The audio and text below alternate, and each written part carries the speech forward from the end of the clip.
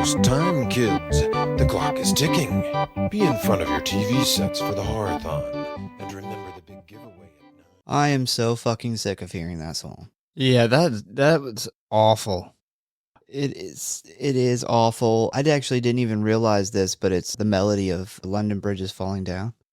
Yeah, so I had been a long time since I'd seen this. I'd only watched this movie once, and it was it was around the time I got the box set.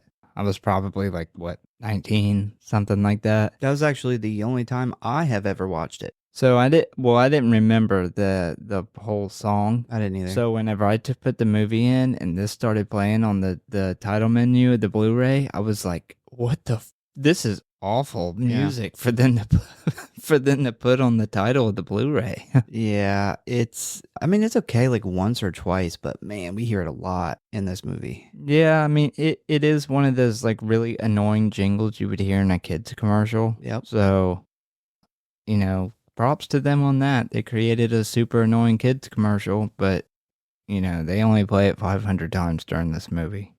I should probably do the intro to the show. Yeah, you might want.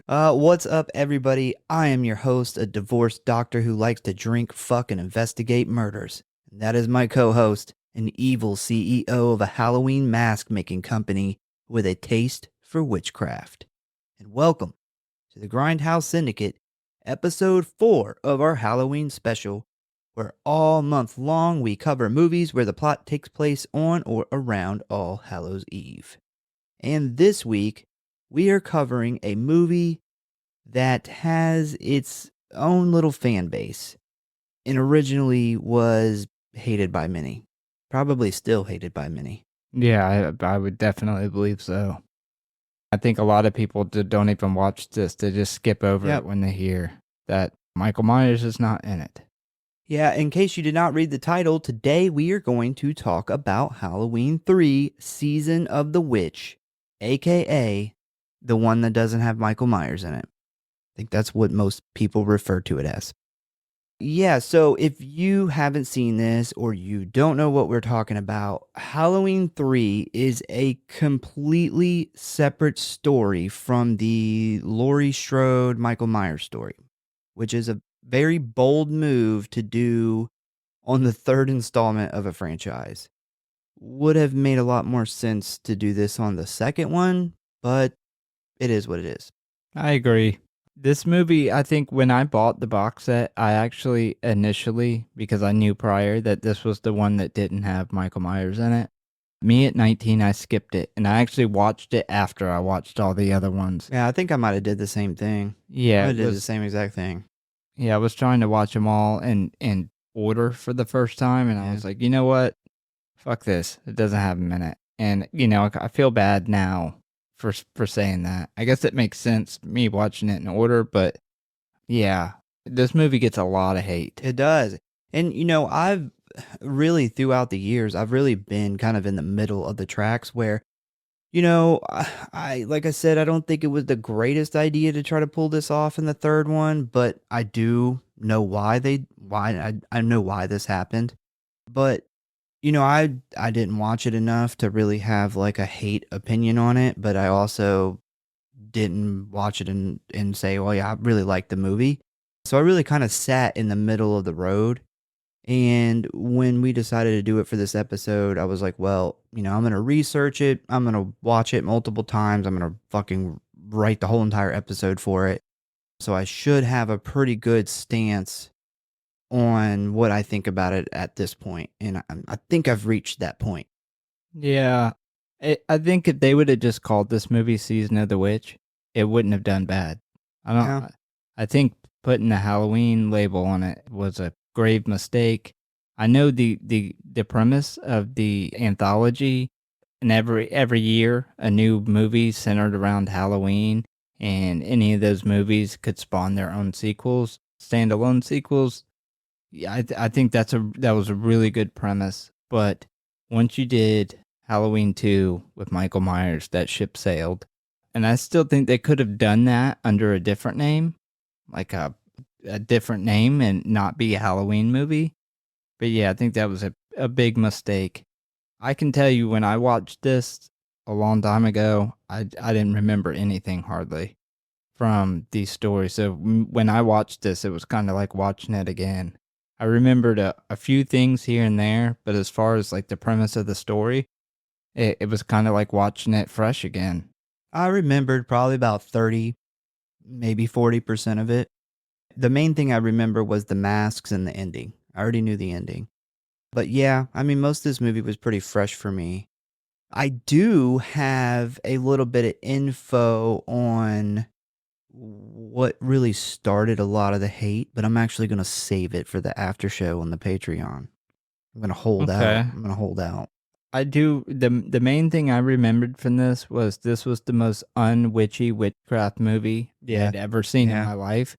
And we're watching it again. I 100% agree. Now I know why my brain remembered that. Yeah. I do want to point out, though, that our man, Tom Atkins, is in this. He played a badass detective in Maniac Cop. Spoiler alert, he dies way too early in the film. Should have been in the second one. Should probably had him in the third one.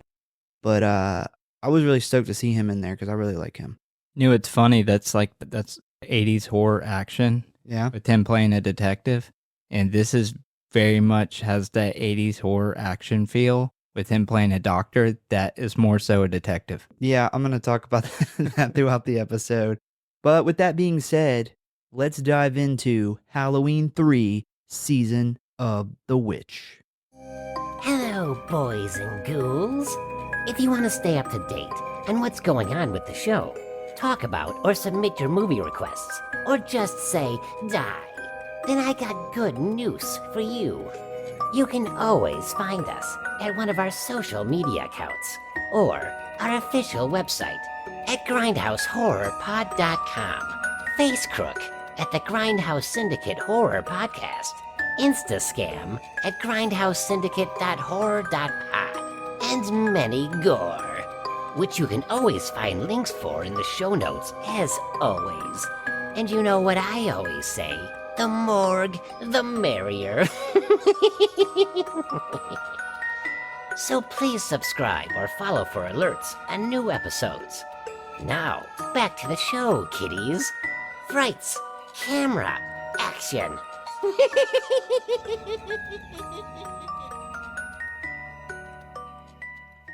And if you really love us and don't want us to put murder microchips on all our merch, give us a 5-star review.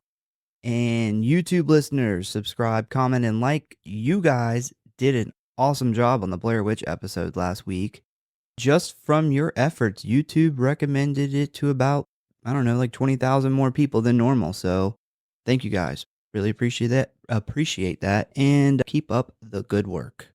Keep sticking it to the YouTube algorithm, man. Yeah, they actually tried to fuck the episode over the first day it was out.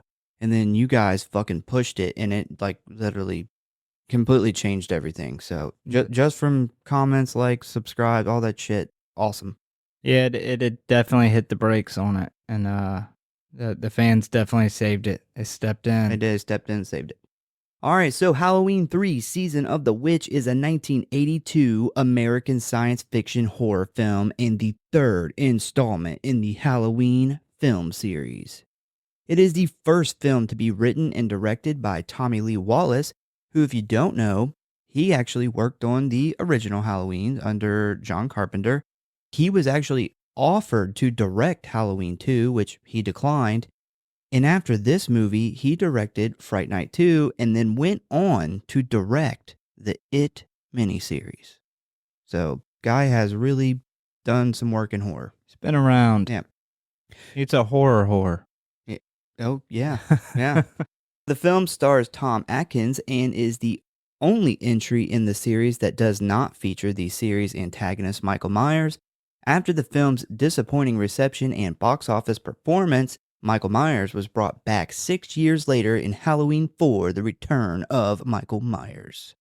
The film departs from the slasher genre of the other installments, instead featuring a witchcraft theme with science fiction aspects. John Carpenter and Deborah Hill believed that the Halloween series could have been an anthology series of films that centered around Halloween night, with each sequel containing its own characters, setting, and storyline. Director Wallace stated that there were many ideas for Halloween-themed film, some of which could have potentially created any number of their own sequels, and that the Season of the Witch was meant to be the first. So this whole situation was caused by John Carpenter and Deborah Hill, because when they were approached to do a third Halloween movie, they said that the only way that they would be involved, like at all, is if it had nothing to do with Michael Myers. Yeah, the director actually said that, that was his idea from the very first one. Yeah. And that's why he declined to do 2. Yeah. And he is still on that Still on that train. He is definitely still on that train. Okay. Scream Factory did a little documentary for the release, and that's one of the first things in the documentary. Is he was like, I had this great idea, and he talks about the whole, doing a different Halloween with a different story every year, and he's like, I just don't understand it. I don't know. I don't get how they didn't see it. So it had a budget of $4.6 million and a box office of $14.4 million. And despite a $10 million profit, it was the poorest performing film in the Halloween series at the time.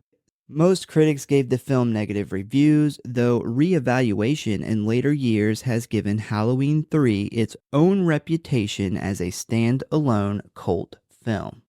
It was the last Halloween film distributed by Universal Pictures until the 2018 film Halloween, 36 years later. So Don Post of Post Studios designed the latex masks in the film, which included a glow-in-the-dark skull, a lime green witch, and a bright orange jack-o'-lantern. Deborah Hill said, "We didn't exactly have a whole lot of money for things like props. So we asked Don Post, who had previously provided the mask for the earlier Halloween, if we could work out a deal." So the skull and the witch mask were adaptations of already made Post Studio masks, and the jack-o'-lantern was created specifically for this movie. Most of the filming took place on location in the small coastal town of Loleta, California. Familiar Foods, a milk bottling plant in Loleta, served as the Silver Shamrock Novelties factory, but all special effects involving fire, smoke, and explosions were filmed at Post Studios. Halloween 3 was later released on VHS, electric disc, and laser disc in 1983 by Universal Home Video. DVD versions were distributed by Good Times in 1998, Universal in 2002, and as a 2-disc Universal double feature with Halloween 2 in 2007. The film was released on Blu-ray for the first time in September 18, 2012 from Shout Factory, containing the same special features as their collector edition DVD, which is commentary, a documentary, trailers, and still galleries. Universal released a Blu-ray release of the film August 11th of 2015, and an Ultra HD Blu-ray version was released by Scream Factory on October 5th of 2021. And a little fun fact, in the 2018 Halloween film, a trio of trick-or-treaters are briefly shown wearing the 3 mask designs from Halloween 3. The masks reappear in Halloween Kills, this time with the attached silver shamrock medallions visible on the rear of the mask. The opening credits of Halloween Ends mimics the font and colors of the text from Halloween 3. I remember the 2018 one. I don't remember them being in the Halloween Ends. You said the third one? No, they're in Halloween Kills, and this time you can actually see the silver shamrock thing in the back. And then Halloween Ends just had the kind of intro from this movie with there was like the blue font or whatever. Okay. Yeah. I don't remember them and Halloween Kills with the little silver shamrocks on them. You probably got to look close. I don't really remember it much either. I do remember them from the first one, but I don't remember Halloween Kills. I don't remember Halloween Ends. But I cut that whole movie out of my memory. Wow. Other than it being bad. You know what I remember? Thanks a lot, David Gordon Green. The things I remember from Halloween Kills is the awesome fighter kill scenes. No, I remember that one. and then there was a hospital, the dumb stuff in the hospital, and then there was the ridiculous where the whole town grabbed whatever they can grab to go beat Michael Myers with. Yeah, I remember that one really good. It was Halloween Ends that I blocked out. Most people have. But yeah, I think the firefighter scene is one of the coolest kill scenes in all of the Halloween franchise. Yeah, that's good. It's fucking awesome. There's some good ones. The old couple he kills, like with the broken light bulb. Yeah. Yeah, there's some good ones. The thing I hated the most about that movie was the psychiatric patient that they throw out the window, that the whole town's like at the hospital, like rioting downstairs, and they cause that patient. I don't remember if they throw him out the window, they cause him to jump to his death because they're like breaking in the room to kill him. I think he jumps because they think he's Michael Myers, but his body type is not even like close to Michael Myers. It made no sense. Yeah. Oh, I think I remember where they were in Halloween Kills. So you remember when they like go to the park, like Tommy Doyle, like grown up Tommy Doyle is like, we're gonna kill him. They're all like meeting at the park. Yeah. There's a scene where there's like 3 dead kids or something on a fucking what is that thing? It just spins. A spin. Yeah, what the fuck is it called? I know what you're talking. I don't. Yeah, it's one of the things that. Do they even have a name? Maybe. It's one of those things you see at a park and you're like, awesome. That's the first thing you go to. I don't even know if they have them at parks anymore. Because they're dangerous. I feel like they're just too dangerous. I got flung off of many of those. But yeah, they're wearing the Halloween 3 masks. I'm pretty sure that's... Okay. Yeah, that seems familiar. Yeah. All right, so ratings. Rotten Tom gave this a 50%. Not surprising. IMDb gave it a 5.2 out of 10, Letterboxd a disappointing 2.9 out of 5, and the Google average audience review rating, whatever I was trying to say, is 3.2 out of 5. If you would like to watch this movie, you can currently find it streaming on Peacock, Sling TV, Amazon Prime, AMC Plus, the Roku channel, and for rent on YouTube, Google Play, and Apple TV for $3.99. If I remember correctly, and it's pretty sad, Rotten Tomatoes gave this a way higher rating than Rob Zombie's Halloween. Yeah, you're probably right. Which that is wrong. Yeah, that's a mistake. That is definitely a mistake. All right, so are you ready to jump into the plot of Season of the Witch? I think so. All right, sounds good to me. So we start off where we see this image of a pumpkin on a TV screen. It is kind of like your classic jack-o'-lantern Halloween symbol, and it kind of stays up there for a second when all of a sudden it begins to flash. So definitely like subliminal messaging going on with this thing. We then jump to the middle of the night in Northern California, and we are told that it is Saturday the 23rd of October, so almost Halloween. We then see this older guy just like running for his life from something like right down the middle of the road, and he's got a floppy pumpkin mask stuffed into his belt. He then stops to catch his breath for a moment, and when he turns to look back, he sees a car's headlights coming towards him and decides to hide in this junkyard. So at first, it looks like he has managed to evade his captors, but when he turns around to sneak away, he runs right into a man in a suit that has a blank expression on his face. Suit man then slams this older guy to the ground and begins choking him. Older guy then manages to pull a chain that releases this junk car, sending it rolling right towards them. Suit man then gets crushed in between 2 vehicles, allowing the older guy to escape once again. We then see more blank-faced suit men arrive at the junkyard and begin looking around, prompting the older guy to take off running out of the back of the junkyard. We then see it begin to heavily storm, where we get a 1 hour later on the screen.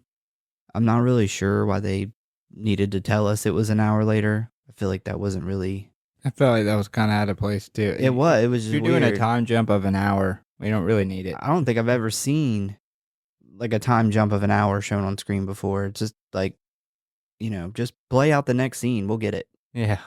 So 1 hour later, we head on over to the service station where there is just one guy working the night shift, and he is sitting inside watching the news, and we see a report that 9 months ago, the Bluestone, which is one of the pieces of the famous Stonehenge, was stolen by an unknown group, and police still have no answers as to who or why.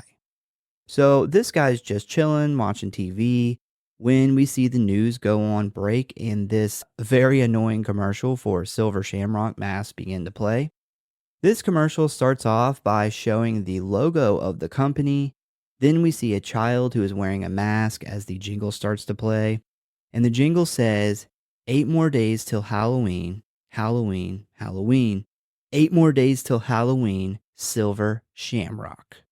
We then hear an announcer come on where he talks about the 3 masks they have to choose from, which is a pumpkin, an old hag witch, and a skull face. And you know what makes these masks so special? They also glow in the motherfucking dark. And when you're a kid, that's a fucking huge deal. God, do you remember when they released the ghost face? I knew you were going to say ghost face glow in the dark because that was like that was a milestone. Man, and the vanilla smell. You remember like after Scream 2 how popular the ghost face masks were at the time, and they all had the vanilla smell. Yeah. And the whole like Walmart aisle would smell like every time I smell that, it reminds me of going to like the Halloween aisle in Walmart or any place selling Halloween masks and Halloween costumes. It would just be that fucking Fun World vanilla smell. There is just something about, man, like glow in the dark Halloween shit that's awesome. Not that long ago, I bought a fucking shirt that has a glow in the dark zombie on it. So it's funny. So I bought a ghost face mask just because I found a glow in the dark. Oh, I did too, yeah. Years back. Yeah. And then the next year they brought back the vanilla smell, and I bought another one just for the fucking smell. They got you on that nostalgia money. Yeah, well, that's the great thing about Ghostface mask, though. It is the only franchise that you can buy the mask for like $10. Like from the company that makes it. You go to buy a Halloween mask, God. They're super expensive. Yeah, like $80. So thankfully for this man, though, the storm knocks out his power and he doesn't have to listen to the jingle anymore. He then hears some banging around coming from outside, and when he goes to investigate, he finds the older guy has broken into the station. As soon as the older guy gets inside, he's freaking out and collapses like he's having a heart attack or something. And as he lays on the floor, he pulls out the pumpkin mask and tells the station worker they're coming. But before he can elaborate, he passes out. We then see the gas station worker load him into a truck and drive off towards the hospital, but just as they are heading down the road, we see another creepy suit man step out from the shadows.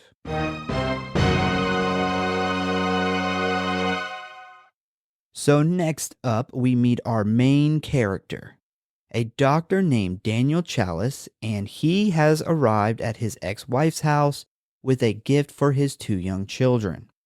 They excitedly open the bags with the gifts in them, only to be disappointed when they find 2 cheap Halloween masks that Rob Zombie probably would have loved. But yeah, he's like, you don't like them? And they're like, fuck no, man.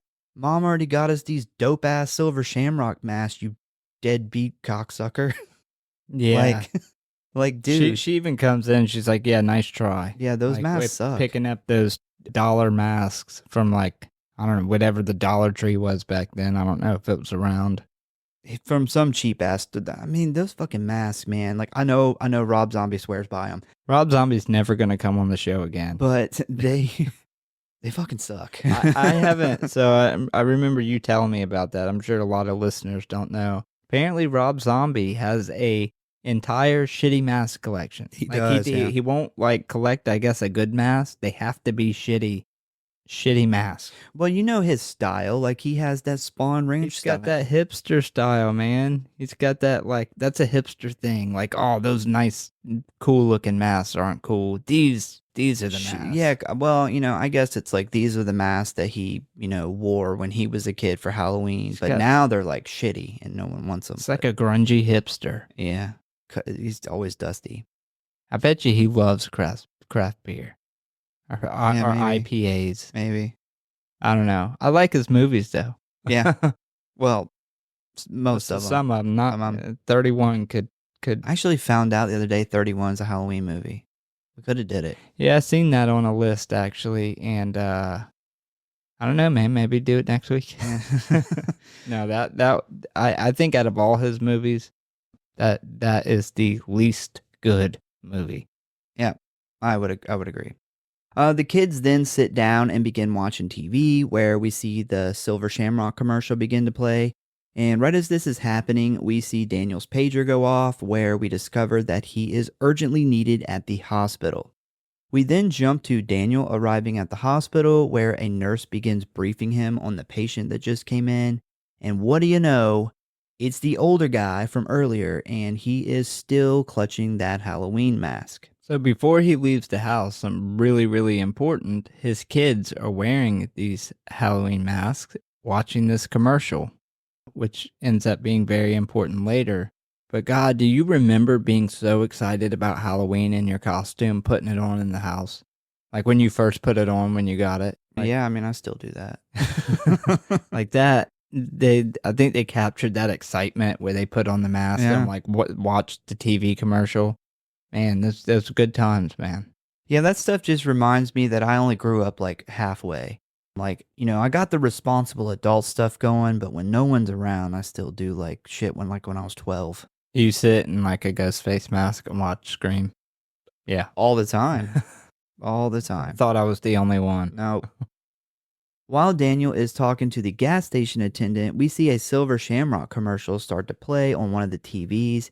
And this annoying ass jingle wakes the older guy up immediately. And needless to say, he starts freaking out. He's probably sick of fucking hearing it. Yeah, and on your first watch, this is the point where you're like, okay, this commercial is obviously significant in this movie because we are like 7 minutes in, 8 minutes, and we've already heard this, 3 or 4 times? Oh, at least 3. Yeah. At least 3. He then looks up at Daniel and struggles to tell him. He says they are going to kill us all. The gas station worker hears this and he's like, that's my cue to get the fuck out of here. He fucking splits. So Daniel tells the nurse to shoot the old guy up with some drugs to knock him out. So a little later on, after things have calmed down, we see Daniel tell the nurse that he is going to take a nap in the doctor's lounge.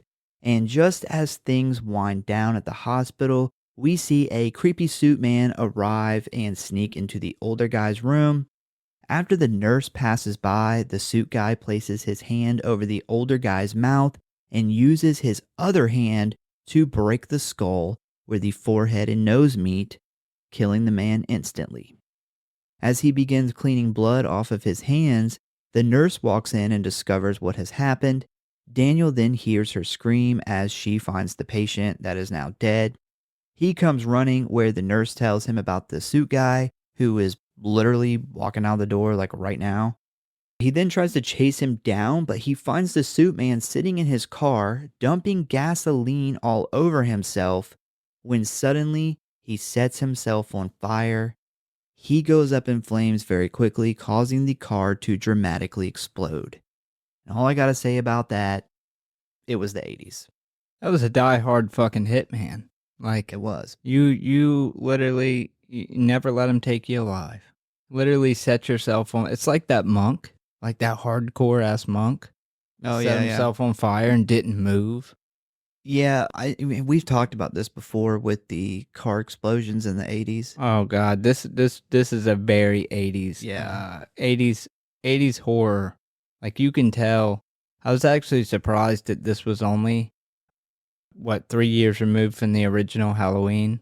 It's the 82. Yeah, it's 82. Yeah, because this feels like 86, 87. Like when we were like entrenched in the 80s. It made a hop, action. skip, and a jump real quick. Yeah, it did. And it's like, all those 80 horror or 80s horror movies have those like, there's always some type of car chase, car crash, car explosion. There's always detectives, even Gotta if it's have a it, doctor. Even if it's a doctor. Also, the eye gouging was a pretty good eye gouge. I'll say that. So in the original Halloweens, they didn't really have too much gore.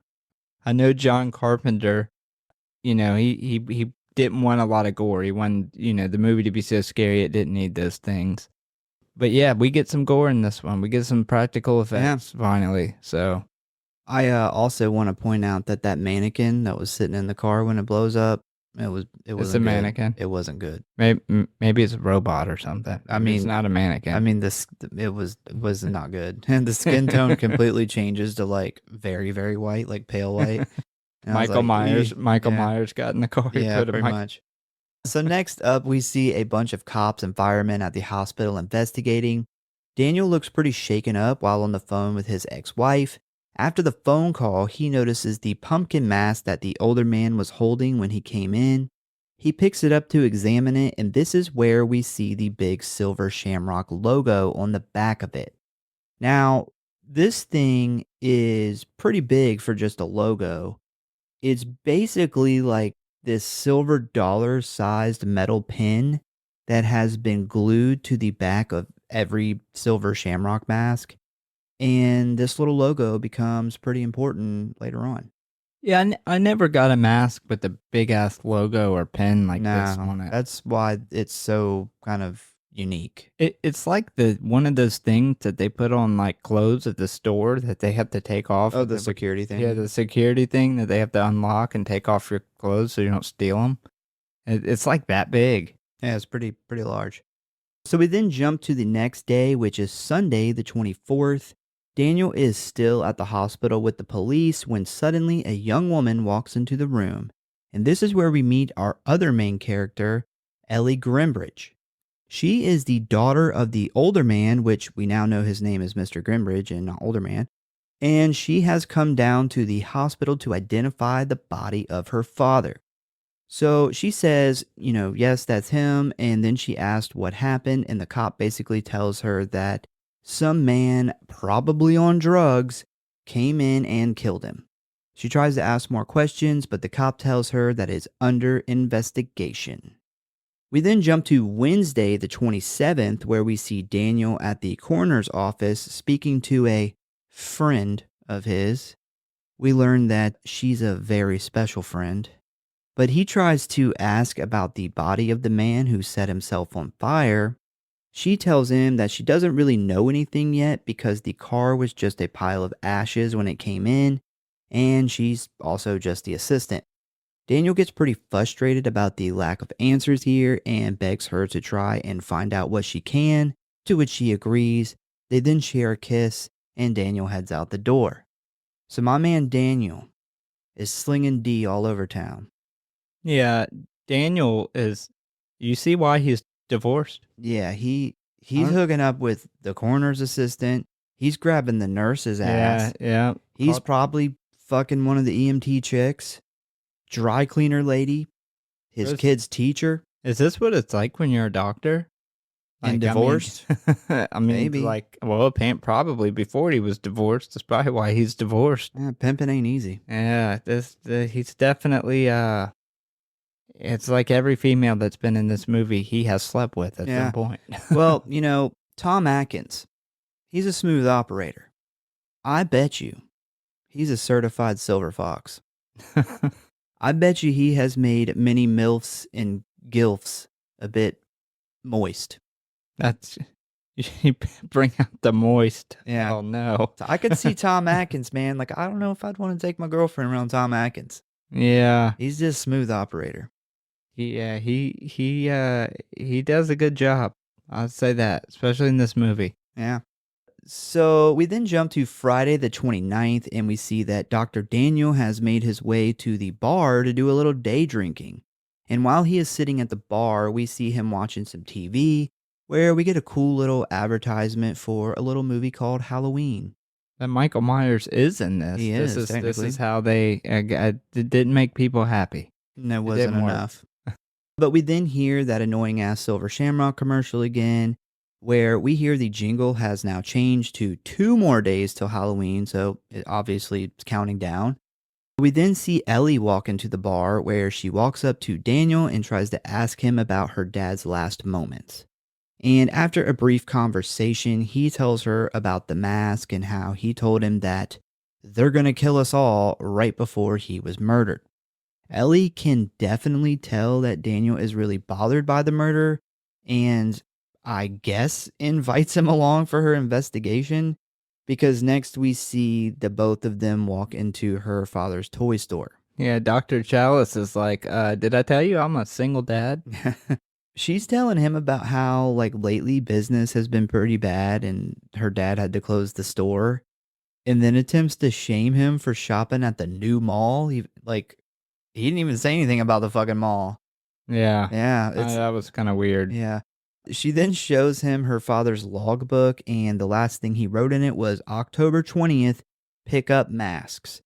Daniel then looks around where he spots a display for the 3 silver Shamrock Halloween masks. Now, if he was out of business, why was he needing more Halloween masks?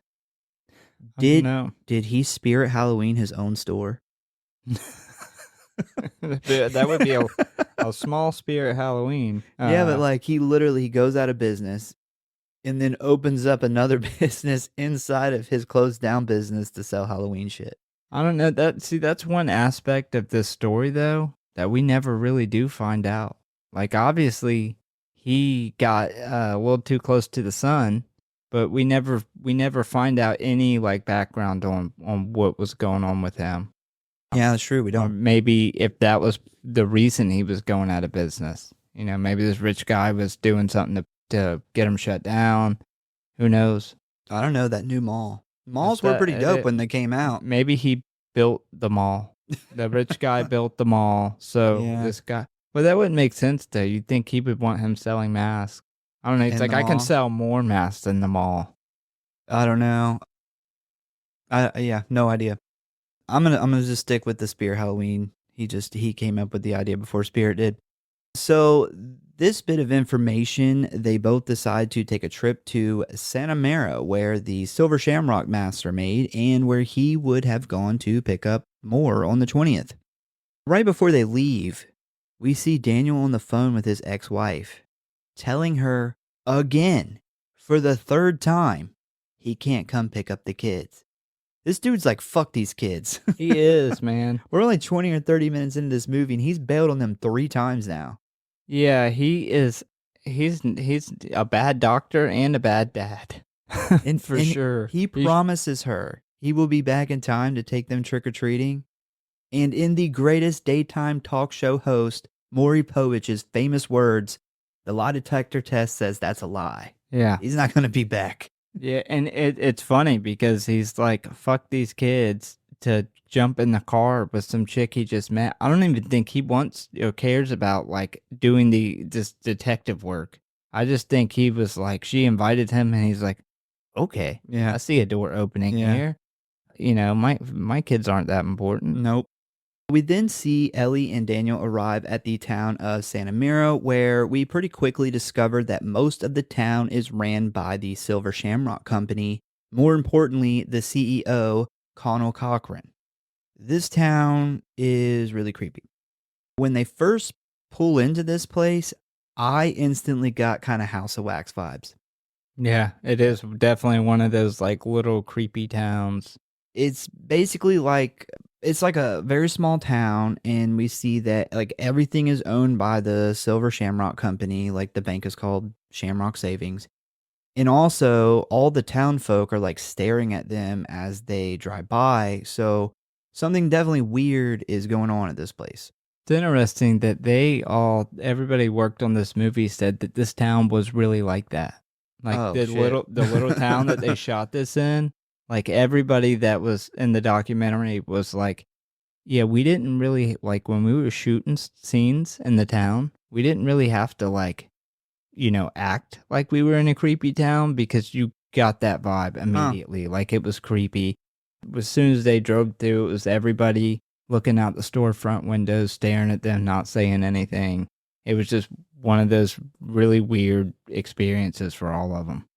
So we also see there are surveillance cameras all over the town as well, and every time Ellie drives past one, it follows them. So I think it's safe to say that Silver Shamrock knows they're there. And that's fancy for 1982, a moving camera following you around. This is honestly like what I imagine Amazon is like. Just watching us. Because like Amazon opens those huge like fulfillment centers in like a small town or whatever. They just take over the whole town. I totally feel like Jeff Bezos is like sitting watching his fucking security cameras. Is that how he got so rich? He brainwashes everybody in the town to work for free. Probably. if Amazon starts selling Halloween shit and they got a little fucking disc on the back of it, avoid it. Totally avoid it. I could very much see this story playing out in real life with some fucking Jeff Bezos. So they pull up to the factory, but Ellie gets cold feet about going in, telling Daniel that they need a plan. Daniel, who, I just want to say, he's played by the great Tom Atkins. 90% of Tom Atkins' movies and shows, he plays a cop. This man is dripping with cop vibes. He is a cop. He was born to play a badass detective. I'm not Period. sure why they didn't come up with another way to write him into this story other than him being a doctor, because he is 100% a detective. And he's a pretty damn good one in this movie. He's 100% a cop in this movie because he's basically investigating a murder here. He is a better detective than a doctor from what we've seen. Well, I'm calling it. He's a doctor cop. Doctor cop. He's a doctor cop. Doctor cop. I call him Dr. 007 Chalice in here. He's got some 80s action 007 scenes going. But yeah, Ellie wants a plan and Daniel has no issues coming up with one on the spot. So he says, let's head over to that motel. Tell them we are husband and wife. Tell them we are husband and wife. Get a room and fuck. So we don't blow our cover. Yeah, here's the plan. Let me and you rent a seedy motel room in this little town, and we'll have some sex to relax our brains, and then we'll throw some ideas around, see where to start. And she agrees. So while the manager takes them to the room, Dr. Cop Daniel tells Ellie to distract him while he runs to the office to snoop around, and what do you know, the motel guest book shows that Harry Grimbridge signed in on October 20th. So while Ellie and the motel manager stand outside, we see a fancy car slowly pass by. The manager then tells Ellie that that is Connell Cochran's car and that he is a great man and a genius, just like Jeff Bezos. While Daniel is on the way back to the room, he almost gets hit by an RV that pulls into the parking lot. The family gets out and apologizes, and we find out that this is the Kupfer family, who are in town to visit the factory because Buddy Kupfer has sold more Silver Shamrock Halloween masks than any other dealer in the country. Bro, I don't know what it is with Daniel here, but I'm pretty sure Buddy wants him to fuck his wife too. Did you catch that awkward, like, he reaches in and grabs his hand and he's like, yeah, and this is my wife, and he gives him the kind of the look and she does a little pose and smile. Like, damn, man, what is with this guy? No. He is, I don't like to say the term pussy magnet, but I'm pretty sure this guy might be a literal pussy magnet in this movie. No, I didn't catch any of that because, so when the little asshole redhead kid runs out and gets his bike or whatever, what went through my mind is like, I imagine that this was the Murdochs before he killed his wife and son. the little ginger bastard. Yeah. That's fucked up. That is really fucked up. That's too soon. Yeah. So after this, Daniel returns to the room and informs Ellie that her dad was here on October 20th, which means they're on the right track. Ellie then wants to go to the factory, but Daniel says it's getting too late and he needs a drink. He's like, all this is too much. I need to get drunk. Nothing's hardly happened yet. They just got there. He's slick, man. He's slick. He's like, well, hold on. Let's hang out and have a drink here. This is a Halloween 3 season of the dick. That's what it should be called. The season of This Dr. Chalice's dick. Just Tom Atkins laying D all over the fucking place. Yeah, and you know what bothers me about the the only character, because I think all the actors are great, but the only character writing that I can't stand is how Ellie does not give a Like, she does not act like her dad just died at all. No, Like, she's she like, is completely, she's like super happy being here with him. And I'm like, man, I forgot. By this point in the movie, I had forgot that it was her dad that they're there for that was just murdered. Like, she's stoked. yeah, I mean, she kind of acts like, it was like her estranged dad and he died, but he left her like the deed to the store, but it's in his pocket. So she needs to find out where all he went. Yeah. She's like, Yeah. oh, well, I don't really care about him, but he had the deed to the store in the pocket and I really need that. So I'm going everywhere to track down and see where he dropped it. You know what? She's seen that Dr. Chalice was his doctor, and she's like, I gotta go there. Yeah. So they agree to stay the night and visit the factory in the morning. Daniel then mentions getting a separate room, but Ellie's like, that will blow our cover. I think we can see where this is heading. Yeah, he's so like tries to be slick about it. I can get a separate room, or I'll just sleep in the Sleep car. on the floor. Yeah, I'll literally I'll snap my neck in half and sleep uncomfortable for Yeah. you. Ellie then asks Daniel where he wants to sleep, and Daniel responds, that's a dumb question. He's like, you've been looking at me with those fuck me eyes all day, and I'm here to give you the daddy dick. It's going down. And he's like, sleep. Ain't no sleeping going on tonight. Dude, he's like fucking 20 years, 25 years older than her. She don't Yeah. care though. So we then jump to later that night where we see that pretty much the whole town is closed down because of a 6 p.m. curfew. Daniel goes to a little corner store to buy a bottle of liquor, and on his way back, he gets stopped by a man who was hiding in the shadows. The bum literally sees Daniel carrying like a bottle in a paper bag and is like, I gotta get some of that. Like, that bottle looks a little heavy. Yeah, that is totally like a I hate to say it, a bum alcoholic thing to do. Yeah, Like, hey, you mind if I get a sip? I got Or no it's diseases. about the guy, like, hey, can I hit that cigarette? But I would have been totally freaked out by this, You would- especially in this little creepy Yeah. town. Like, somebody comes out the shadows. I would not have been drinking after this guy. I'm just gonna put that out there. And also the curfew, that's like super weird. And That's it's a- super early. Yeah, any town that does a curfew every night, that's a pretty big sign of what are they doing at night that they're hiding. Unless you live in Fromville. And what? Fromville. Fromville? From? Wow. Wow. Fromville. That's what everybody calls it. Does it have a name? I guess Everybody not. calls it Everybody calls it Fromville. Yeah. Well, yeah, but you don't have to have a curfew there. You It's just highly it's just encouraged. Yeah, if you don't, you're not gonna have a good time. So Daniel gives the man a little bit of alcohol and then starts asking him about Cochran and the factory. So the man tells him that Cochran basically moved in and took over the town.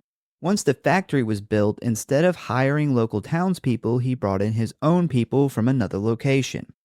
He then tells Daniel about the cameras all over town and that this is Silver Shamrock's last Halloween because he plans on burning the factory down.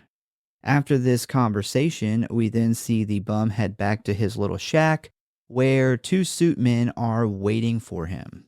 And it is very obvious that these creepy guys with no emotion, they work for Cochran and are here because of what the bum told Daniel.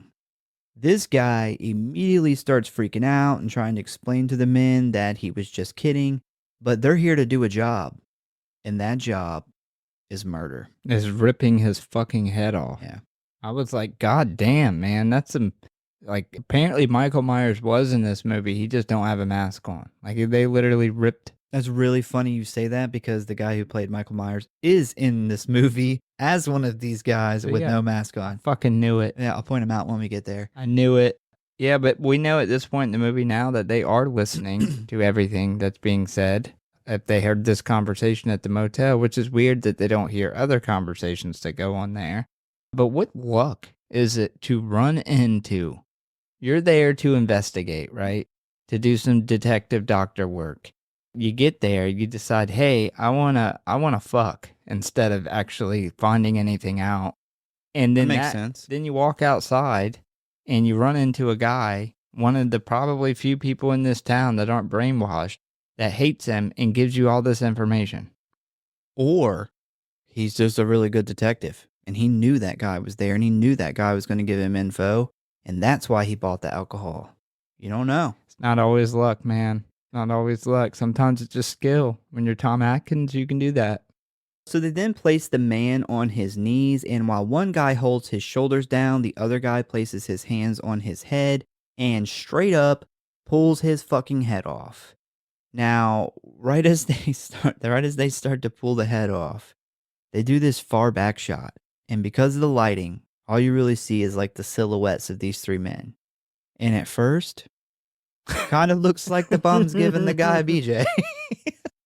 Yeah, I was wondering if you were gonna mention that. It looks like a BJ until the head comes off. He was getting head. He was. He was getting head. He was getting head. A whole ass head. So next up, we see Ellie run outside to grab something from the car, and on her way back, she runs into another woman who is also staying at the hotel. This lady's name is Marge, and she is also a dealer who is in town to pick up some more masks to restock her store in San Francisco. She then gripes about having to deal with the company in person and dislikes having to stay in the small town for the night. Before they end the conversation, Marge shows Ellie one of the masks she just got, and we see that the silver Shamrock logo thing has fallen off. Marge just considers this a drop in quality, and the two women say goodnight and head back to their rooms. We then see Marge get into bed and begin reading a book when she suddenly notices the silver Shamrock logo piece laying on the floor. She picks it up and then notices that on the back of it is a computer chip. She starts kind of fucking with it, even to the point where she uses a hair clip to try and pry a part of it off, when suddenly we see this really bright beam of light shoot from it, hitting Marge right in the face. We then see Marge, who is still alive, just laying on the bed, remove her hands from her face, and we see that she is fucked up. Yeah, this is the most awesome thing in the movie. It in my is. opinion. The fucking makeups that they did on this, like the whole thing, it's hard to explain even what it was. It was like a hole in her face where her skin was like folded back. And then the detail on her like teeth are like just pieces of them left. Man, it looked really, really, really good. So that would be an awesome Halloween mask. So her skin is pale, and she has all these like, they're almost like scars, on her face. And her eyes kind of look like gooey blood. And her whole mouth is blown open. Like it looks like she stuck a fucking M80 firecracker in her mouth and like lit it. Yeah. It looks great. Fun fact, the actress who plays Marge refused to wear the prosthetic for the face blown off scene. So they actually had to have a stand-in do the scene. And also, this lady was Tom Atkins' wife in real life. The one who refused or the stand-in? No, the one who plays Marge, the one who refused. That's his wife. Well, I guess that's how she got away with that. Because if I was making a movie and you read the script and then you refused, I would be like, okay, we're going to reshoot your part. Like, you're not a big enough part for me not to reshoot the couple scenes you're in. Like, fuck you. You literally made a deal. And now you're refusing to wear a prosthetic. I mean, how long do you think she would have had to warn that? I don't know, like 4 hours or something. Yeah, that's well, I guess Tom Atkins, though, he was, I know from the documentary, he was actually handpicked. He didn't like have to. They're like, we have a doctor detective and we know the perfect guy to do it. They brought him in before they casted anybody else. So I guess if you're his wife, they can't really do anything. So we see her laying there with this like bloody crater in her face, and she's like in shock. And then we start to see a fucking bug crawl out of her mouth. I don't know what kind of bug it was, but it was really creepy looking. I also don't know how a computer chip that shoots laser beams can cause bugs in your mouth, but it's not the weirdest thing I've ever seen. Witchcraft, man. Witchcraft. It's magic. It's about the most witchcraft thing in the movie. Man, this bloody crater. That's a good way to explain it. I would be laying there in shock too. Oh, for I sure. don't blame her. So before returning to the room, Daniel stops by the office to use the phone where he calls the coroner's office to check on the status of the man who set himself on fire. His lady friend that works there then tells him that they still don't know anything because someone mixed up the bags, and instead of them sending pieces of the body, they just sent some burnt up car parts. He then thinks this is kind of odd, but just says okay, that he will call again tomorrow. He hangs up and heads back to the room where he and Ellie fuck again. They skipped when he had phone sex with the coroner. Well, I just want to point out that he went straight into sucking that titty. Yeah. Oh, yeah. And the sex scene, that is real. Like, Yeah, he was really sucking that nipple. Like, I'm sure he was. He lays her on the bed and immediately pulls out a boob and starts feeding like a 4-month-old baby. yeah. Like he goes to town on that. He did his best Dr. Detective Baby impression here. I mean, you can tell. So they don't ever show her actual nipple, but you Because can. it's in his mouth. you can tell. Like, I was like, wow, they didn't. I guess when you're Tom Atkins, you can suck titty with your wife on set. Doesn't matter. Yeah. Yeah, man. That's what happens when you're certified silver fox. So later on, after a night full of passionate I got daddy issues sex, we see Daniel and Ellie woken up by the sounds of vehicles pulling in. They then look out the window to see 2 cars and a large white van parked in front of Marge's room, with 5 or 6 men in lab coats carrying a stretcher inside. Daniel and Ellie both head out to see what is going on, and as they walk over, they see Marge, who is wrapped in a blanket with a cloth over her face, being carried out and loaded into the silver Shamrock van. Daniel's like, yo, I'm a doctor cop. Let me take a look at her. But the scientist guys are like, negative, man. Like, this is our jurisdiction. Like, we got the white coats on here. We do the doctoring. Yeah. Just because you're a doctor doesn't mean Doesn't shit. mean you can doctor everywhere. Can't go to like an ambulance picking somebody up and be like, I'm a doctor. I have to see this. Like, they're not required to show you anything. I also love how Daniel, like, so Ellie, before this scene, like, is ready to have sex again. Yeah, and he's like clearly tired. he's old. And then I can't even believe they put this in the movie. He asked her how old she is. Like, bro, because that's what the audience was thinking.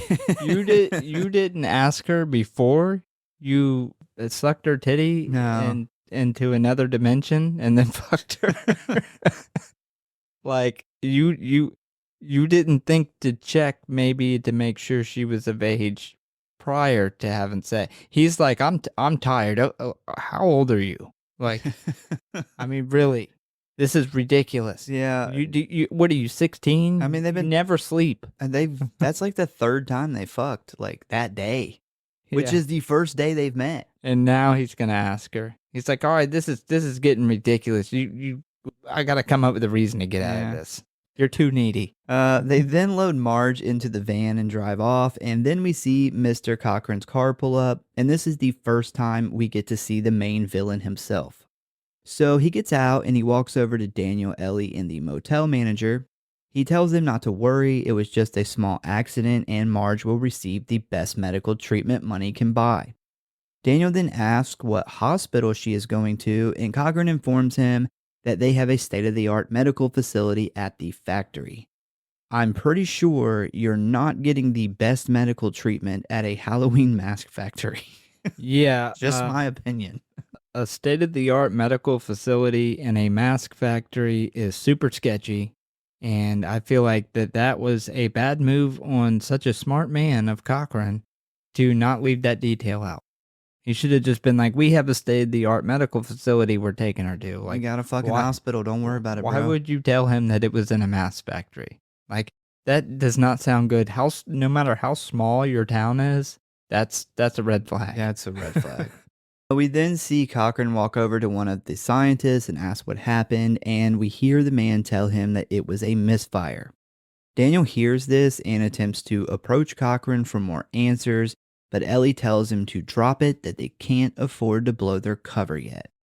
So the next day, which is Saturday the 30th, Halloween Eve, we see Daniel call the coroner's office again, and the coroner's assistant lady tells him that this whole situation is very weird, and she's starting to wonder if someone is tampering with the evidence. She then says that after sifting through the ashes, she can't find any human remains. No bones, no teeth, no nothing.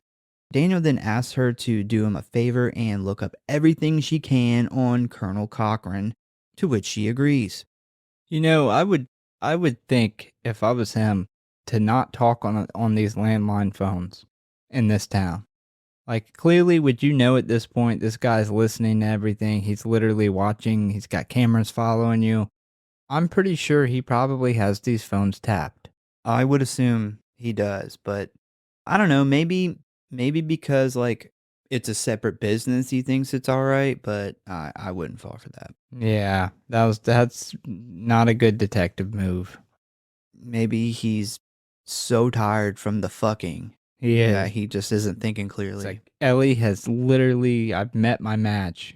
I have nothing left in my balls to give. I'm exhausted. I got no fucking sleep. I need a drink. Like, I'm a doctor. I'm not used to getting any sleep anyway. And I can't handle this. He and Ellie then head on over to the main office of the factory so Ellie can find out some info about her father. And the lady that works there then informs them that Mr. Grimbridge picked up the order of masks himself on October 21st. Then a man who works in the factory comes in and informs them that he loaded the order of masks into Mr. Grimbridge's light blue station wagon himself. After they get this info, they go to leave when they suddenly run into the Kepford family, who has arrived at the factory to meet Mr. Cochran himself and get a tour of the factory. So Cochran walks in and greets the Kupfers, telling his staff about how good of a salesman Buddy is. He then informs Daniel and Ellie that Marge is going to be fine and was flown to a hospital in San Francisco this morning. He then goes to start the tour when Buddy asked if his new friends Daniel and Ellie could come along. He then kind of hesitates, but he agrees. Again, how lucky. Yeah, that you almost got hit by an RV and made friends with the stand-in Murdoch family. Who literally asked you to join them on this tour of a factory that you're already trying to investigate. Yep. Sometimes it's better to be lucky than good. Yep. So we see that this is a pretty normal mask making facility. It's just a bunch of people like heating latex into liquid form, pouring it into molds, cooling it into a solid, trimming, and painting. Pretty standard. I thought it was a pretty cool scene, actually. I was literally about to say that I agree. Like, it's cool that they showed like the real process behind mask making. They could have just done like some masks on a conveyor belt bullshit. But like they actually point the camera down and show the inside of the molds. Yeah, I think these were the actual molds that they did to make the mask for the movie. Yeah, they're literally pouring latex and molds. It's legit. Yeah, they had a bunch of them like unpainted and stuff before they had went through the painters. I thought they did this scene really legit. I liked it. Yeah, that was really cool because like the majority of people don't give a fuck about that, but you know, they know that there are some weirdly obsessed people like us that do think that shit's cool. Yeah, I mean even before like it just like knowing the process of how they make masks and how legit it was cool, but even like seeing this when I was a kid would have been cool to me to see like the process of how they actually make masks. So while on the tour, Buddy begins talking about how famous Cochran is when Daniel asks him what he is so famous for. Buddy then tells him that Colonel Cochran is known as the all-time genius of practical jokes. He was even the inventor of the sticky toilet paper, which sounds pretty fucking terrible. Can you imagine going to wipe your ass and then all of a sudden like the shit is stuck to the paper, which is also stuck to your hand? Yeah, I do feel like I would notice that the toilet paper was sticky before I wiped my ass with it, but if I didn't, I would be pretty fucking pissed. Imagine if you got like hairy ass. Oh gosh. This is a fucking nightmare. Like this isn't funny. Yeah. Yeah, that should be a crime. Yeah. We then get to the end of the tour where all of the masks go through final processing, which the public isn't allowed to see. Buddy tries to ask what final processing is, but all Cochran will say is, it's just a little of this and a little of that in a final inspection. Good answer. So obviously, final processing is where the killer computer chips that are hidden in the logo, that's where they're being put on the masks. The group then heads out to the loading dock where Cochran asks Buddy if he and his family would be willing to give their opinions on some stuff later, and he agrees. While this is going on, Daniel looks out into the parking lot area and begins to notice that they are surrounded by the dead-eyed, no emotion having creepy suit guys. They are kind of just like standing around in different spots, like observing the area. They are basically like the Secret Service. They are the evil men in black. Or that. That will work too. Daniel and Ellie then start to leave when Daniel tells her that the men in suits that are just like standing around are just like the guy who came into the hospital that night and killed her father, which she doesn't really care about. Clearly. And while they are walking towards the parking lot, they see a garage door open up and Ellie spots the back of her father's car hidden in the warehouse. She tries to go inside and look, but is immediately stopped by three creepy suit guys that just kind of come out of nowhere.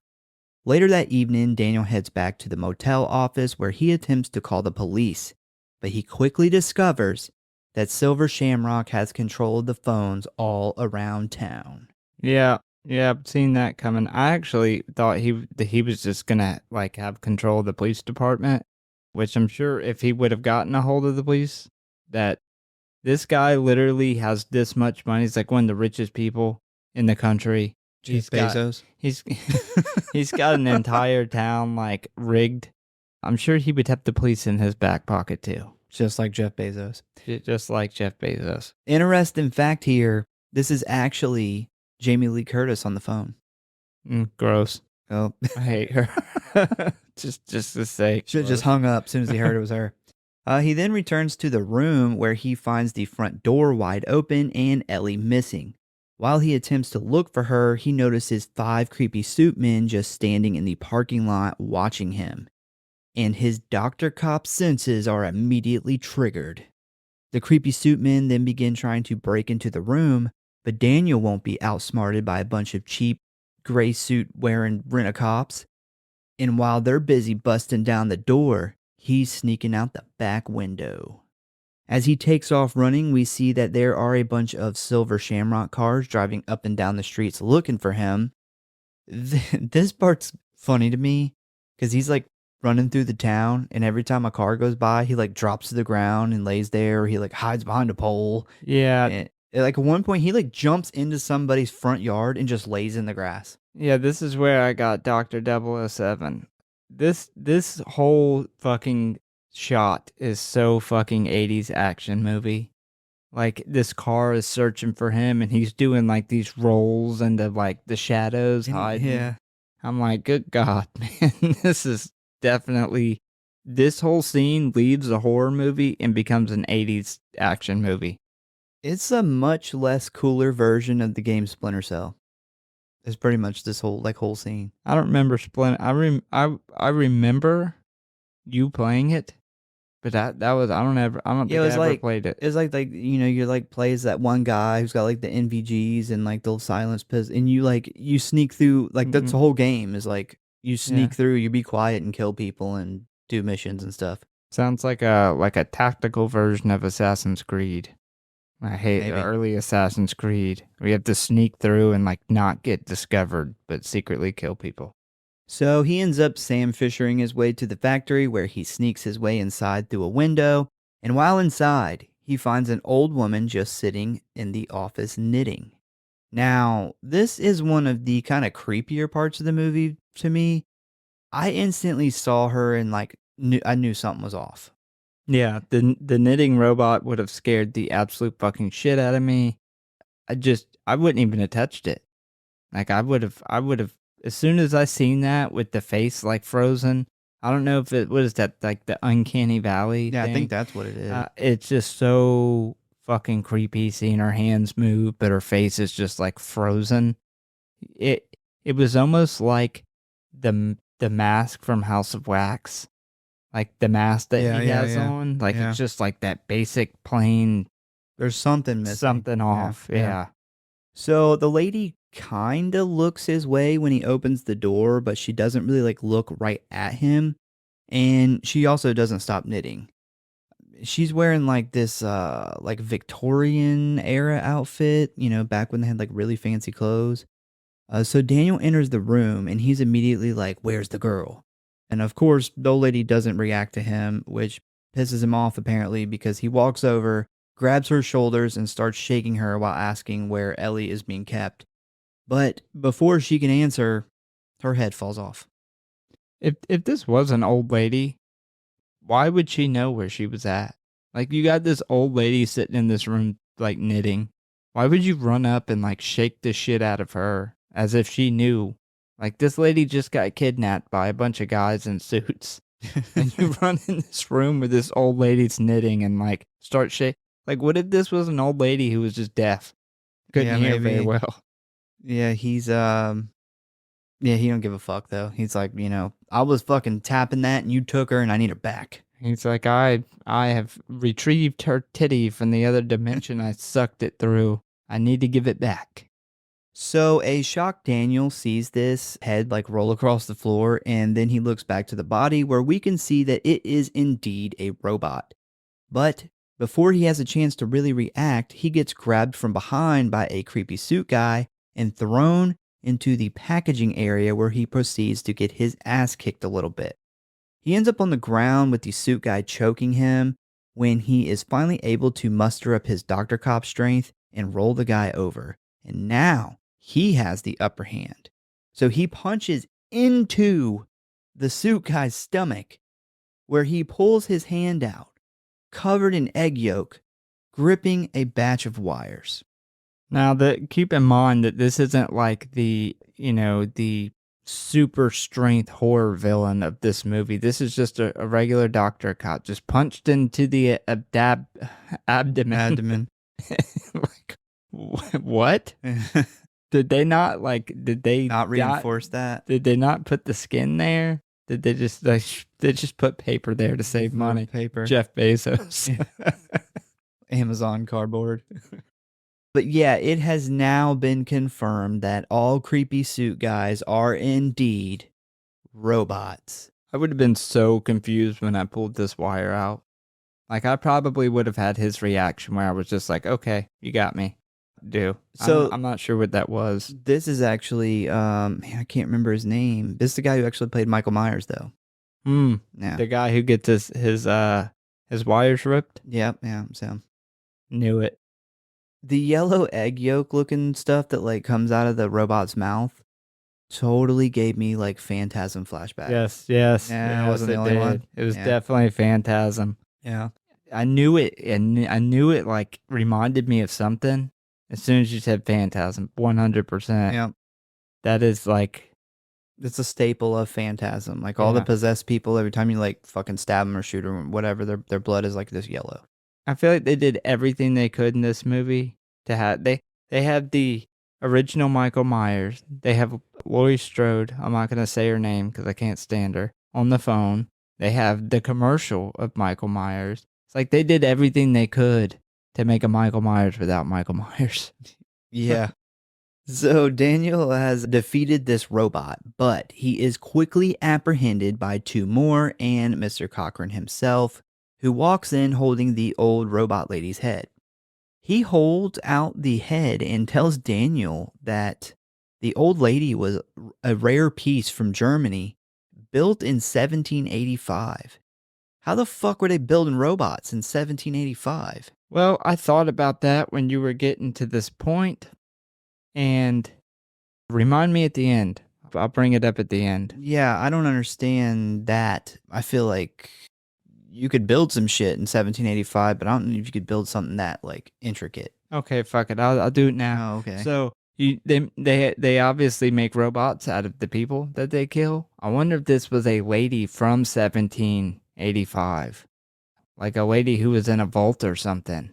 Because he said, like, she was a rare piece from. What if he took a old lady's body? Like, I don't know, some like. Because most of these robots that outside of these suit guys that all look the same are people. Like, they use their skin and make No, they robots out don't. of them. No, they don't. Well, they do with Ellie. Well, that, And he even talks about, like, how the robots, the internals were actually easy. It was the outside that's hard to make. yeah, because he makes it. He doesn't steal it from But somebody. He he it. uses people to make it. I'm sure he cast the people. He might cast the people. I don't think the robot skin is human What if he skin. casted a lady? Well, he didn't. He wasn't alive in 1785. No, but somebody in a vault. I don't know. Like, I have no idea. But it's the only way that it makes any sense. I took mean, it as what like- do you think? He's so rich, he literally got a time machine and went back to 1785? No, I think that whatever little like coven group this is has been able to know how to do some shit long before the rest of us Has did. had technology that we don't have now. They have fucking Since magic. the They don't need 1700s. technology. No, he still had to build the robots. He even talks about it. Not with it. He don't have enough magic. He even actually talks about how he developed the robots. He even talks about, he said the internals were actually the easy part.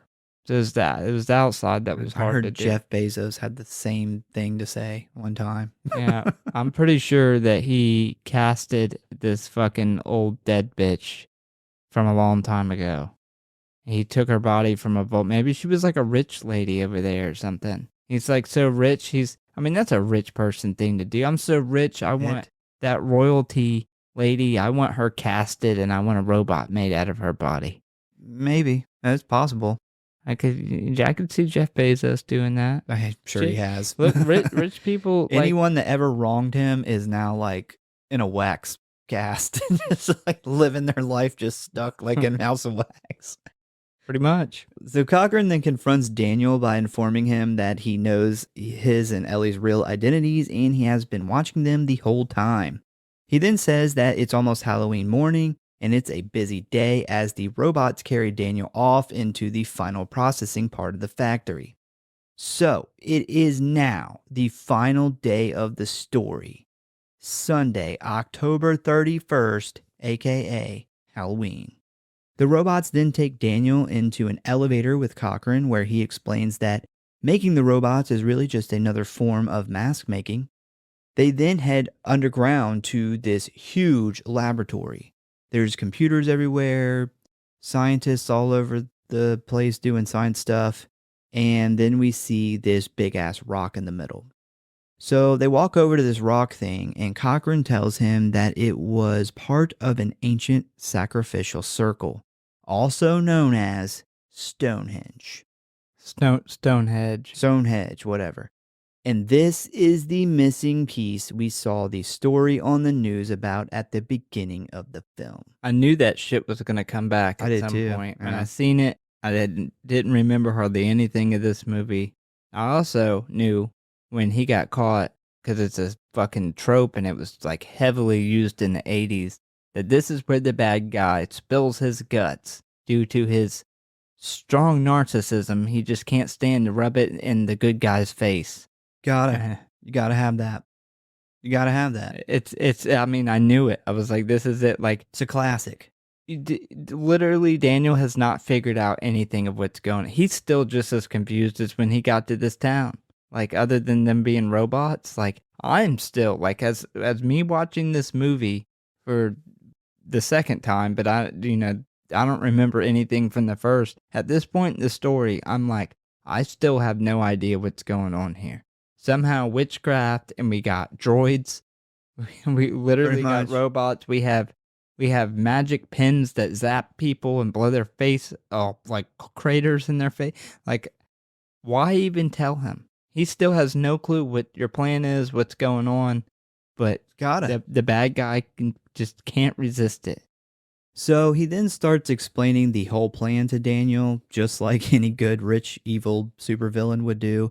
And basically what they are doing here is the big stone has some kind of ancient power in it, and they are like cutting chunks of it off, breaking it down into little tiny pieces, and putting them into this computer chip, which ends up on all the masks. Now, once they end up on the masks and people buy them, what happens next, you might ask? Well, Cochran tells Daniel that he is just in time to see a live demonstration of this. So they walk into this big circle of computers and monitors and scientists. Cochran shows Daniel on the screen that Ellie is alive but constrained to a bed, and Marge is dead as fuck. We then see the monitor change and we get a video feed inside this room that is set up like your average American living room. And in walks the Cupford family. Buddy thinks that he is here to watch some Silver Shamrock commercials and give his opinion on them. He and his wife take a seat on the couch while his son puts on his mask and sits in front of the TV. We then hear the annoying ass jingle from the other commercials begin to play, but this time the voiceover says, "It's finally time for the big giveaway and to put on your Silver Shamrock masks." And this is where we get the flashing pumpkin from the intro that is very obviously some kind of like subliminal messaging. And as Buddy Jr. begins staring at the screen, we see it start to flash faster and faster. Buddy Jr. then grabs the sides of his head, definitely in some kind of pain, as we see the mask begin to melt on his face. He ends up dropping to the floor in front of the TV, dead, as bugs pour out of his mouth. His parents then notice this and get really freaked out. Then like 200 fucking crickets just come flooding out of Buddy Jr.'s mouth, along with a bunch of snakes. The wife faints on the floor and Buddy tries to flee the room, but finds the door locked.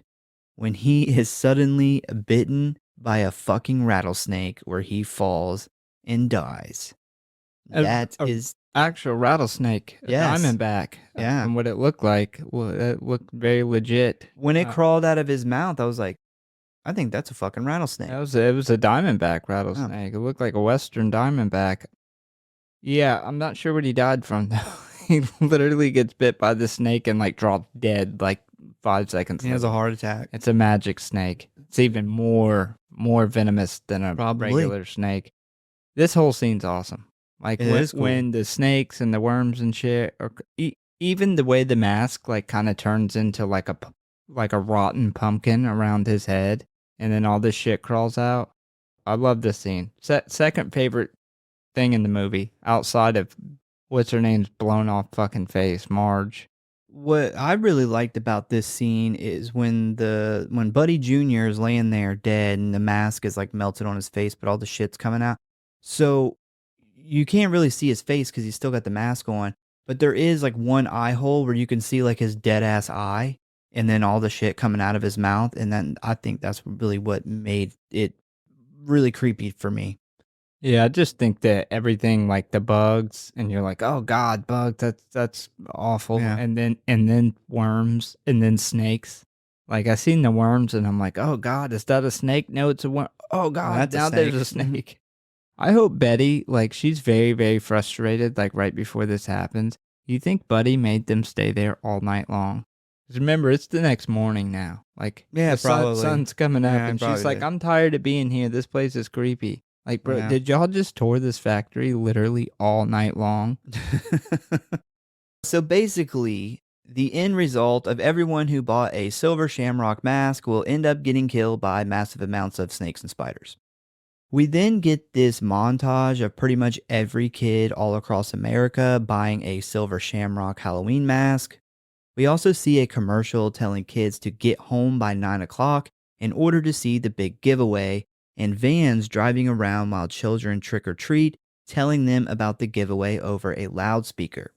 Next, we jump on over to the coroner's office where Daniel's fuck buddy gets murdered by a creepy suit-wearing robot with a drill. Fortunately, we don't get to see this kill. Yeah, this is that's what I was about to say. It's very unfortunate. What a great shot. Like somebody kills somebody with a drill.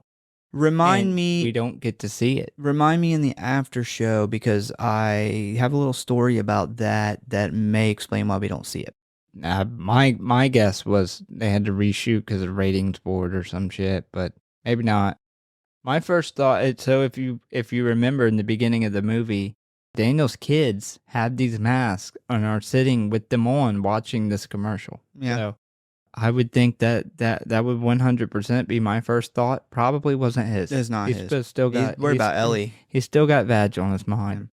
So it is now Halloween night, and our boy Daniel is strapped to a chair in a locked room with a silver Shamrock mask on and a TV. He then asks Cochran why he is doing this, and he explains that his ancestors used to have to sacrifice people to the gods on the holiday of Samhain, or better known today as Halloween. This was a version of witchcraft that was used to basically keep things in order and kind of have good luck. The last time this was done was 3,000 years ago, and now it is time to do it again. So it's like renewing your subscription to keeping the gods happy. Kind of what's going on. Yeah, it's very interesting. Like, I love that they brought that into the story, and this is a story that you don't figure out until it's explained to you. I will say that, like, it's not a obvious story in any way. But if the planets were aligning and it was time to do a sacrifice of children again in this day and age, you would have to come up with some elaborate plan to sacrifice all these kids, because you're not going to convince that many parents. Maybe Daniel, but not that many parents to sacrifice their kids. He then puts the mask on Daniel and turns on the TV, and we get another cameo of Laurie Strode in the movie Halloween.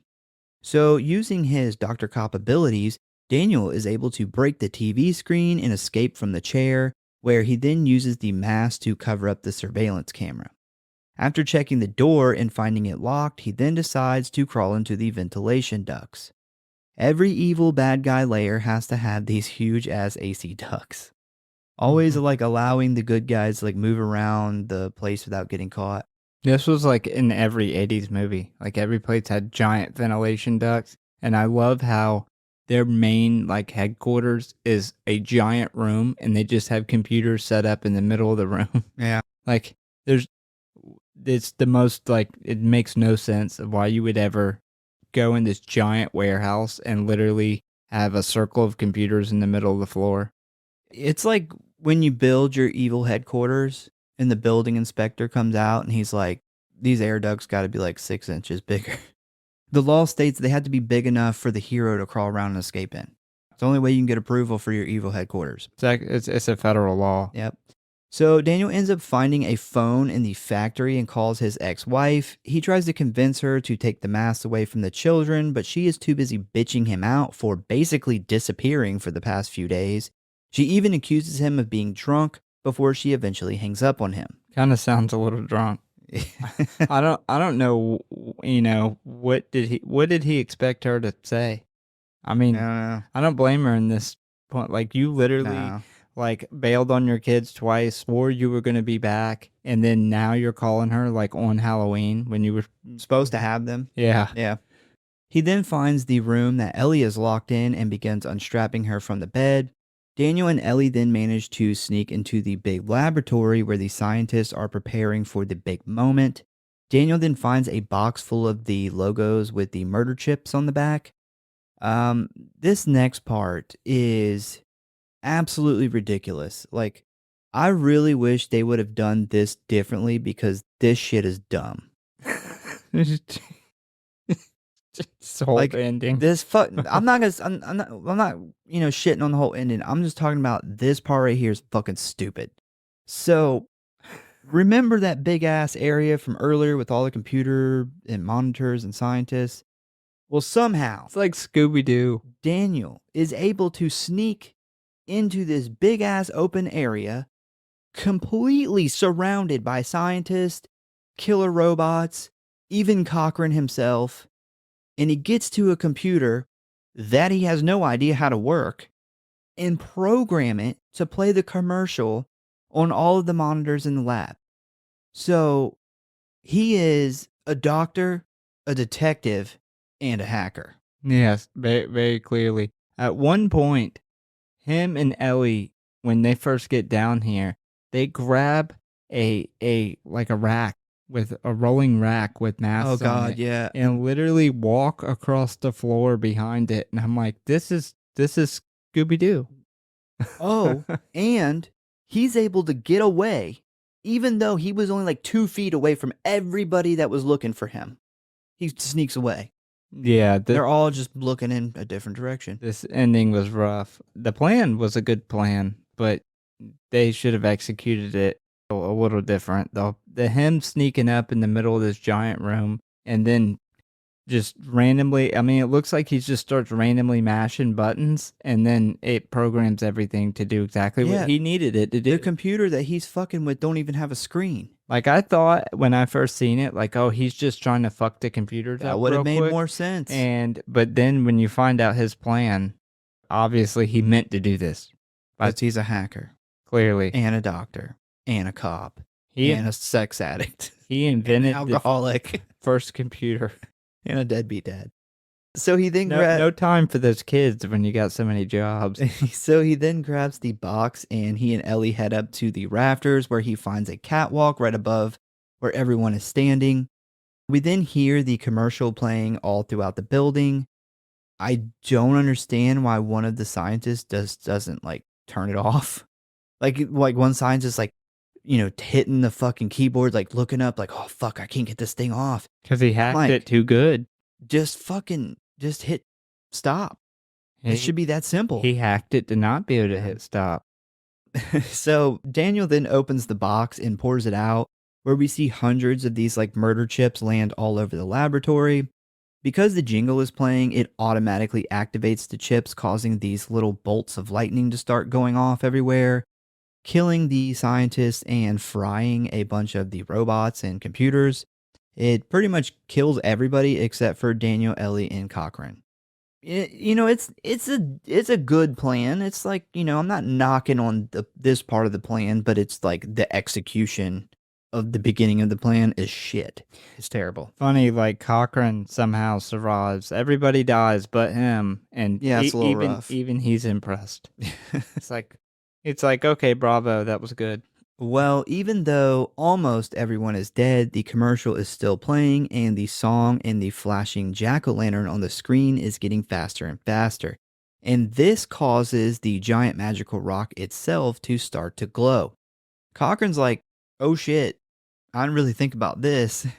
A very worried Cochran then slowly turns around to see a bright blue ring of power begin to swirl around. He then realizes that he has been beaten at his own game. As he looks up towards Daniel, he smiles and gives him a little congratulations clap. A huge blue streak of light then zaps Cochran, causing him to glow blue himself. We then see his creepy smile as he dissipates. Yeah, I'm not sure what Disintegrates? happens here with the. Well, he turns into a rock and then just. Is that what that disappears. was? It looks like he's like turned to stone and then just disappears. I it's Stonehenge. thought he turned into like fuzz or something. He turned into what is going on? Yeah, it looked like. I mean, he turned into like stone and then just like disintegrated, just into powder into the air. He kind of just like disappeared, like shit. He might have got the like 80s, man. He might have got like beamed, like called to the heavens by the gods or something. I don't know. Well, Maybe he went to another dimension. I don't even know what's going on with the rock here. I don't either. Like, I guess 3,000 kids being sacrificed was really not needed. Just a couple scientists on Halloween is all you needed. It activated the rock, which did its rock thing where it disintegrated anybody that was standing in front of it, Which was one for some person. reason. Yeah, very, very confusing. And this was the 80s, so they probably did this and did all their CGI on him and was like, this looks great. Yeah, it's There is then this big explosion, and we see the lab is pretty much destroyed. We then see Daniel and Ellie running away from the factory as it burns in the background. They then hop in their car and take off as the Silver Shamrock dynasty burns to the ground. So while they are driving down the road, Daniel turns on the radio and discovers that they only have 15 more minutes until the commercial that activates the murder chips comes on. Daniel then mentions calling someone to stop it from airing, but gets no response from Ellie. And we see Ellie is looking a little weird over there. Like maybe she's lacking some human emotion. She's lacking some penis. It's been too long for her. Daniel then asks her what's wrong when she suddenly turns and attacks him, causing him to wreck the car. After the wreck, he gets out where he is again attacked by Ellie, who is now down to one arm. She begins strangling him when he is then able to get a tire iron and beat her face with it before ultimately knocking her head off. So after all this, Daniel looks down at his watch and realizes he only has 10 minutes until the commercial airs, and he takes off running down the dark street, hoping to find a phone. And what do you know? He ends up at the same gas station as the guy in the beginning did, and it is the same guy working too. This guy's probably like, oh shit, another crazy white guy running up here freaking out, like, I've got to transfer to a different store. Man, I got to go back to this. So with her being a robot, I got to say, man, and I'm probably thinking too much into this, but I do think that this is her body. I don't think that they made like a replica of her that fast. It's been all of I don't know, I'm gonna couple disagree. hours. And I think that it's way cooler and creepier to think that they literally hollow out their bodies and put robots inside them. What do you think? They cast her? I think they cast probably her, painted her up, made a perfect replica. Yeah. Also, it doesn't really make any sense that if she was a robot on Katrin's side this whole time, I don't think that. What? No. She was a robot. Not not the whole movie. Since he got her out of that room that they had her tied up in. Why she went along with this plan of killing everybody and Cochran, and she's up there with him while he's like executing this plan, and then she reveals herself after her creator is dead. Yeah, good point. Maybe She could have spoiled that plan immediately. Like when he was sneaking up there, she could have been like, "Hey guys," drop something like really loud all of a sudden. So he runs inside the gas station and uses the phone to call the TV network, begging them to pull the commercial before it's too late. And at this point, the commercial is on.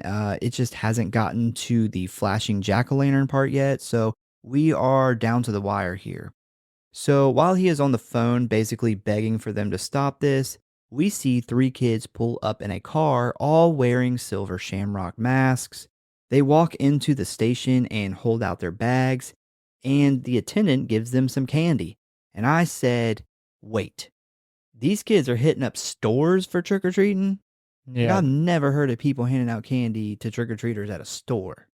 Yeah, I don't know how it was in the 80s, but I know by the 90s, nobody was trick-or-treating at store. They like stop in a car and run there to get candy. Yeah.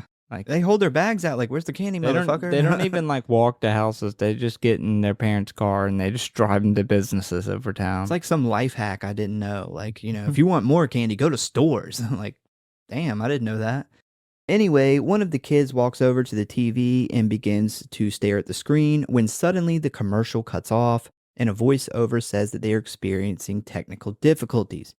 Daniel breathes a sigh of relief until the kid just changes the channel and the commercial is still playing on the other networks. He then begins begging on the phone again as we see the flashing jack-o'-lantern appear on screen. Daniel then just continues to yell "stop it" into the phone as the flashing lights get faster and faster, and then the screen goes black. And that is the end of Halloween 3 Season of the Witch. Yeah, they would have never turned these commercials off. This like the richest guy in the country paid all this money to have it on multiple stations. They would have never.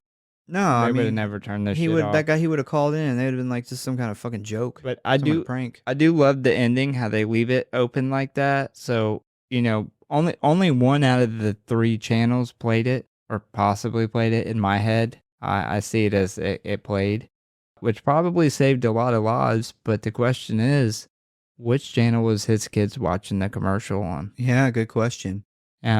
If his kids... If he would have been there with his fucking kids, he could have not let them watch television that night. Yeah, this whole time, he could have avoided all of this, but... He was thinking about sucking titties. To solving crimes. other dimensions. Sucking titties and solving crimes. Got bro, on a t-shirt. If his kids were watching that channel, he lost his kids, his corner girlfriend, his young new girlfriend, and probably their mom. He's lost a lot of people. He's already kind of an alcoholic. He's gonna have a really fucking hard time. Well, those kids are in there with him, so maybe he dies. Yeah. Well, I don't know. I would hope he would run out before these snakes got him. Because the whole thing was really to sacrifice the kids. A lot of the parents die from like the snakes and stuff. But, Buddy and Betty were locked in this room, so they got killed.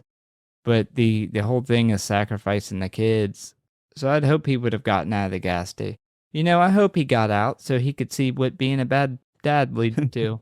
What if like you're one of those like weirder people that have like tons of snakes in your house or tons of bugs, like you're like got all kinds of different weird creepy bugs, and this happens, are you just like, oh dope, free pets? like how does that work? So Nancy Keys, who plays Daniel's ex-wife, you hear her bitching a lot in this movie. You may recognize her because she previously played a character named Annie Brackett in a little film called Halloween. And during this movie, she was pregnant with her first child with her husband, Tommy Lee Wallace, who was the director of this film. So, small world. Telling you, they did everything they could to make a Michael Myers Halloween without having Michael Myers actually in the movie outside of commercials. The Silver Shamrock theme was played a total of 14 times in the movie. I was going to say I wish I'd have known so I could keep count.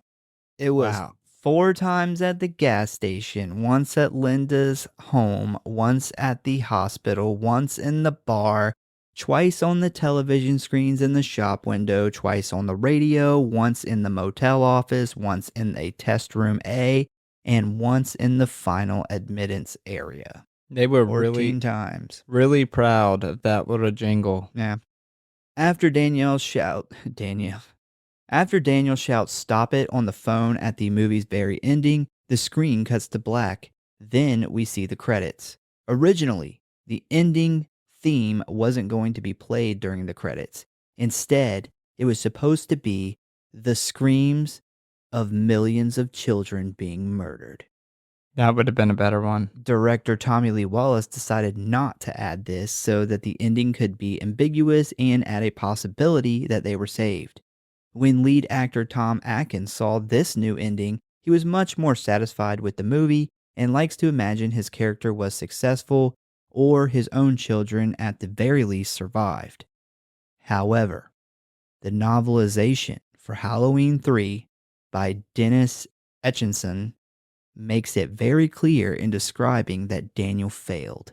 It is described that the endless screams of dying children could be heard throughout the station, the town, and the land beyond. Yeah, I would have been down with that. They would have did. I like ambiguous endings, but I'd have been in my head. He failed. Yeah. But he failed, but he didn't fail completely because he probably if it's like 3,000 kids would have died, he just saved 2,000 of them.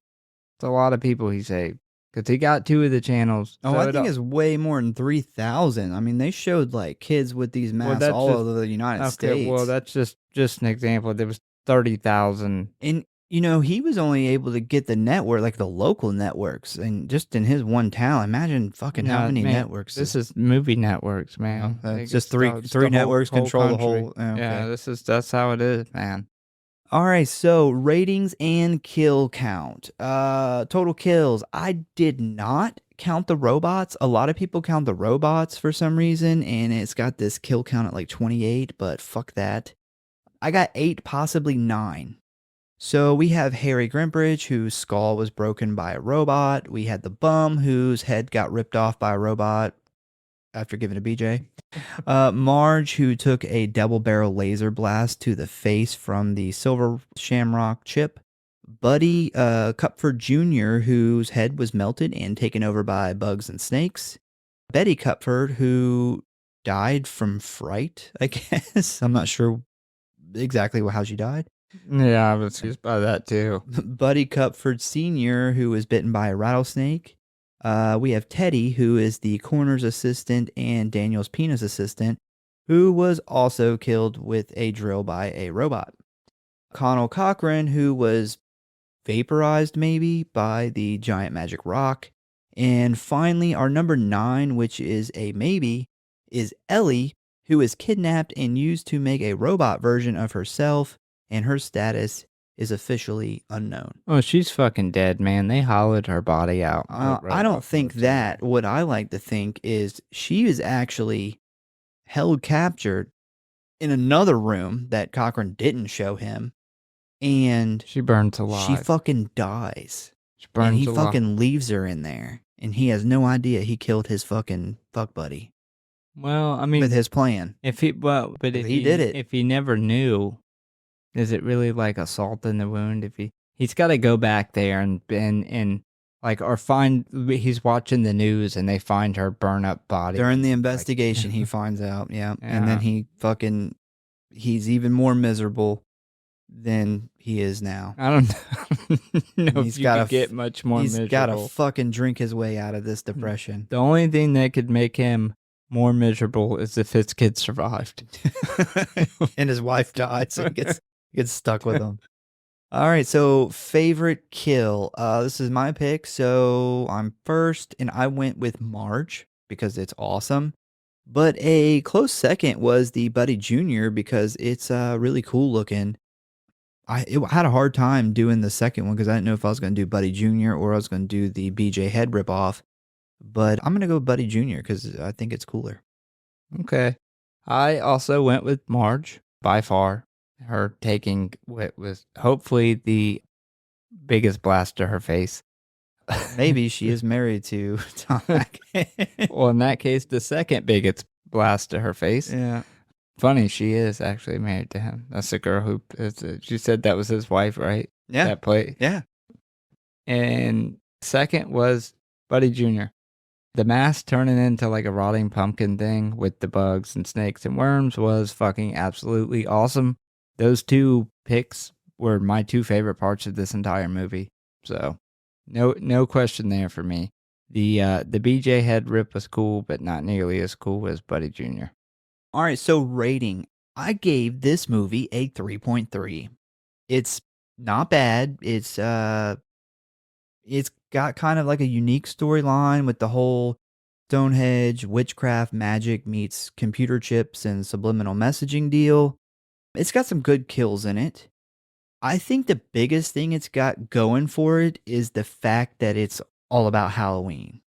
Like, honestly, if they had this same movie, but it was like during Christmas or 4th of July or something, I probably wouldn't give a fuck about it.